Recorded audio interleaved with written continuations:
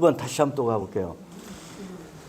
자, 다시 그 순자의 오해처럼, 아유, 장자는 사람 이야기는 몰라. 사람 모르고 그냥 맨 하늘 타령만 하고 있어 했는데, 너 아마 그런 지적을 어느 날 받았을 거예요. 야, 구체적으로 인간으로서 뭘 어떻게 해야 하는데요? 하니까 어느 자리에서 이렇게 이야기를 했겠죠. 야, 도라는 것은 마음을 다 덮어주고 다 실어주잖아.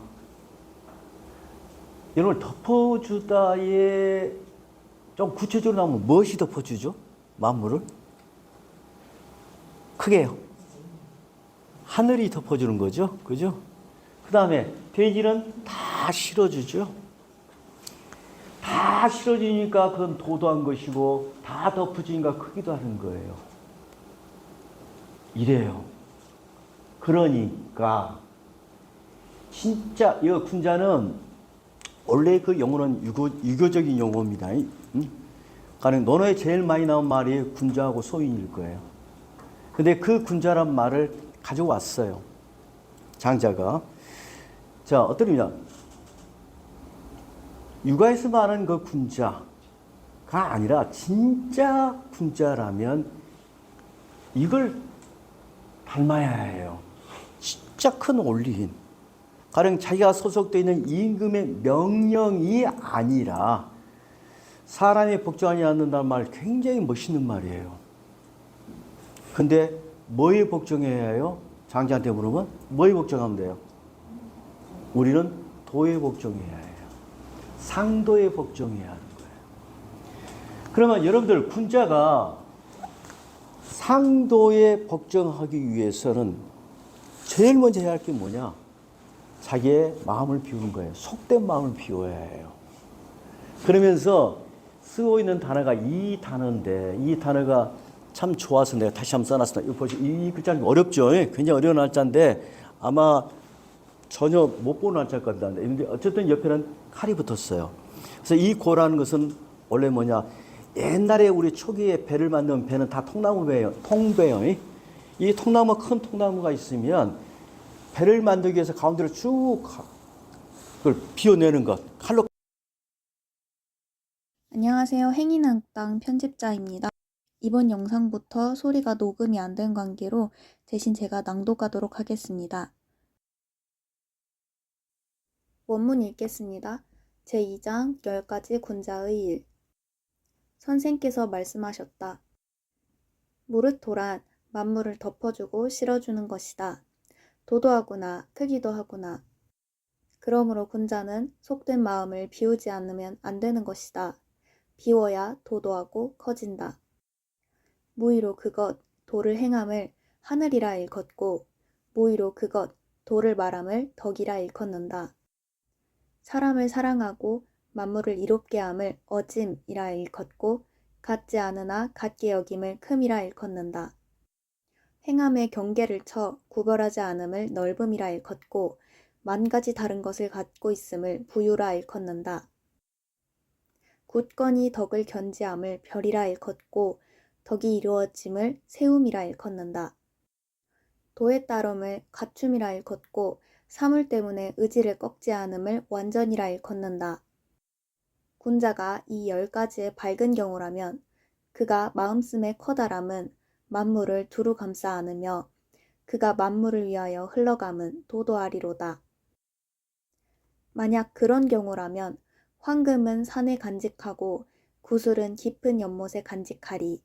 재화를 이롭게 여기지 않고 부귀를 가까이 하지 않으리. 장수도 즐거워하지 않고 일찍 죽는 것도 슬퍼하지 않으리. 출세도 영예로이 여기지 않고 곤궁도 수치로 여기지 않으리. 한 세상에 이익에 얽매여 자기의 삿된 몫으로 삼지 않고 천하에서 왕이 되는 것을 갖고서 자신의 지위가 뛰어나다고 여기지 않으리.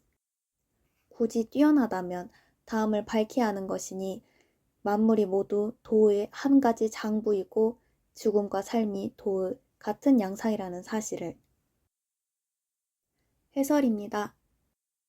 군자는 마음을 비워서 도를 닮아야 하는데 그것을 실현하는 구체적인 덕목이 10가지가 있다. 첫 번째, 하늘. 두 번째, 덕. 세 번째, 어짐. 네 번째, 큼. 다섯 번째, 넓음. 여섯 번째, 부유. 일곱 번째, 별이. 여덟 번째, 세움. 아홉 번째, 갖춤. 열 번째, 완전이다. 이 10가지에 밝으면 마음씀의 커다람은 만물을 두루 감싸 안으며 만물을 위하여 흘러감은 도도해진다. 이 경지에 이르면 그는 요가에서 말하는 군자의 차원에 머물지 않는다. 우선 황금은 산에 간직하고 구슬은 깊은 연못에 간직하리. 재화를 이롭게 여기지 않고 부귀를 가까이 하지 않는데 이는 그가 도규하기 때문이요. 또 장수도 즐거워하지 않고 일찍 죽는 것도 슬퍼하지 않는데 이는 그가 독존하기 때문이다. 한마디로 그는 만물이 모두 도의 한 가지 장부이고 죽음과 삶이 도의 같은 양상이라는 사실을 명백히 깨닫게 된다. 여기에서 말하는 군자에서 우리는 도가의 지인이나 진인의 형상을 느끼게 된다. 유가와 도가를 포섭하는 완숙한 장자의 자화상을 보는 듯하다.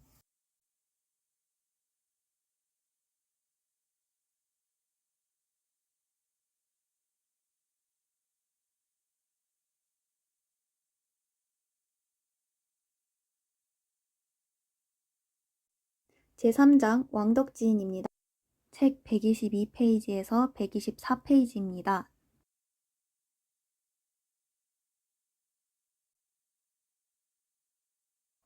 제3장 왕덕지인. 선생께서 다음과 같이 말씀하셨다. 무릇 도는 그 거함이 깊은 연못 같고 그 깨끗함이 맑은 물 같아 없는 듯 하구나. 쇠, 편종과 돌, 편경도 그 돌을 얻지 못하면 소리를 낼 수가 없다. 그러므로 쇠와 돌이 소리를 내지 하고 있어도 그 도에 맞춰 때리지 않으면 소리를 내지 못한다. 쇠와 돌뿐만이 아니라 만물에 대해서 바로 도가 아니라면 누가 그것을 정할 수 있겠는가? 무릇 도를 얻은 큰 덕의 사람 왕덕지인은 소박하게 인생의 길을 가고 세속적인 일에 두루 통달함을 부끄러워하며 그 본원에 서서 그 지각은 신명에 통한다. 그러므로 그의 덕이 광대하다. 그 마음이 표출되면 그것을 채택하는 사물이 있게 된다. 그러므로 형체는 그 도가 아니면 생기지 않고 삶은 그 덕이 아니면 도의 소사님을 밝게 알지 못한다. 형체를 존속하고 삶을 다하며 덕을 세우고 도를 밝히는 것이 큰 덕이 아니겠는가? 광대하구나. 호련히 나와 발연히 움직이니 만물이 그것을 따르는구나. 이를 일러 큰 덕의 사람이라고 일컫는다.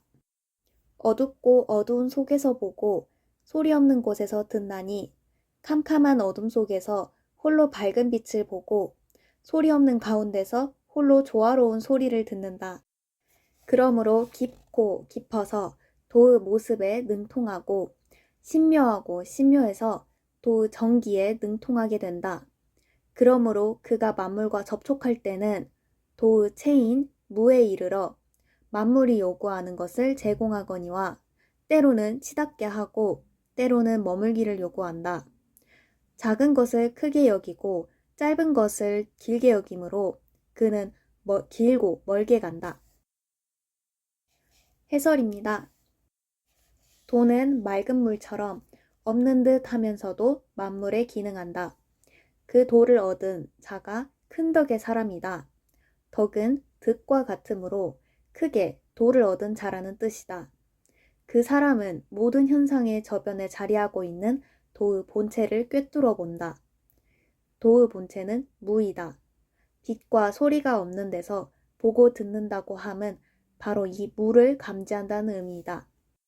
작고 짧은 것은 무로 가는 방편이자 방향이다. 왕덕지인은 도의 본체로 향하는 길을 걷는다. 다시 말해 작은 걸 크게 여기고 짧은 걸 길게 여긴다. 그러므로 그는 영원한 법이다. 이번 영상은 왕덕지음까지 낭독하겠습니다. 감사합니다.